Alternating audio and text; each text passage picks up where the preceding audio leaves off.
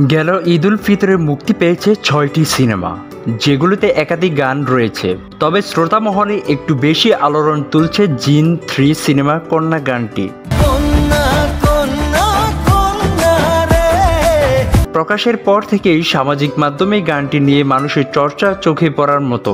এবার গানটি প্রবেশ করলো কুটির ক্লাবে।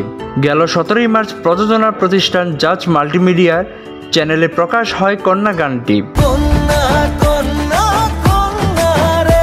বৃহস্পতিবার ১০ই এপ্রিল পর্যন্ত গানটির ভিউ ছাড়িয়ে যায় ১,৫,০০,০০০ উপরে। আর এদিনই নিয়ে দর্শক শ্রোতাদের প্রতি কৃতজ্ঞতা প্রকাশ করেন নুসরাত ফারিয়া। এক ফেসবুক পোস্টে এই নায়িকা লেখেন, কুটির ঘরের কন্যা, এত ভালোবাসা দেওয়ার জন্য আমি সকলের কাছে কৃতজ্ঞ। উৎসবের আমেজে তৈরি করা এই গান প্রকাশিত হওয়ার পর রুনা লায়লা সহ শোবিজের অনেক তারকা শেয়ার করেছেন। সামাজিক মাধ্যমেও গানটি নিয়ে প্রচুর রিলস, শর্টস, টিকটক হচ্ছে।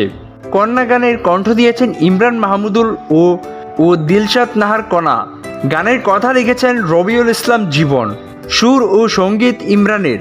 গানের দৃশ্যে নুসরাত ফারিয়ার সঙ্গে পর্দা ভাগ করেছেন অভিনেতা আব্দুন নূর সজল।